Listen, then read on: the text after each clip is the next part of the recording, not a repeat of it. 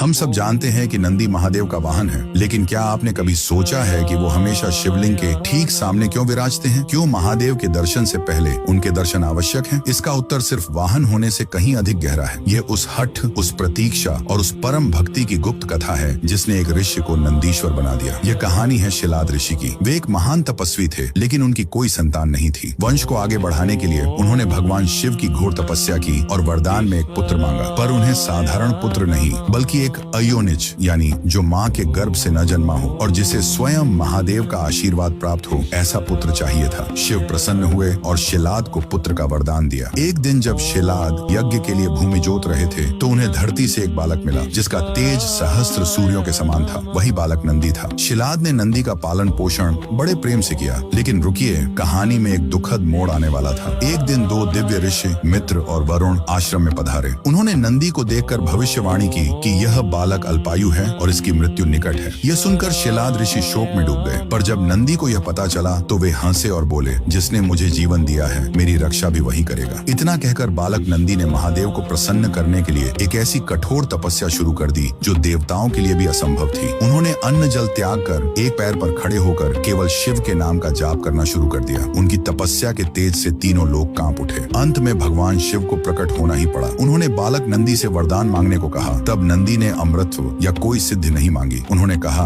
हे प्रभु, मेरी बस एक ही इच्छा है। मैं हर क्षण हर पल बस आपके साथ रहना चाहता हूँ। मैं आपके सानिध्य से एक पल भी दूर नहीं होना चाहता। उनकी इस निस्वार्थ भक्ति और अटूट प्रेम को देखकर महादेव द्रवित हो गए। उन्होंने नंदी को न सिर्फ अमृतत्व का वरदान दिया बल्कि उन्हें बैल का मुख देकर अपने सबसे बड़े गण, अपने सखा और अपने वाहन के रूप में स्वीकार कर लिया। उन्होंने नंदी को वरदान दिया, हे नंदीश्वर, आज से मेरे दर्शन से पहले संसार तुम्हारे दर्शन करेगा। जो भी अपनी मनोकामना तुम्हारे कान में कहेगा वह प्रार्थना सीधे मुंह तक पहुंचेगी। तुम मेरे और मेरे भक्तों के बीच की सबसे पवित्र कड़ी बनोगे। इसीलिए आज भी नंदी सिर्फ एक वाहन नहीं बल्कि प्रतीक्षा, धैर्य और निस्वार्थ भक्ति के प्रतीक हैं, जो हमें सिखाते हैं कि ईश्वर तक पहुंचने का मार्ग केवल समर्पण से ही मिलता है। महादेव के इस परम भक्त के लिए कमेंट्स में ओम नंदीश्वराय नमः अवश्य लिखें।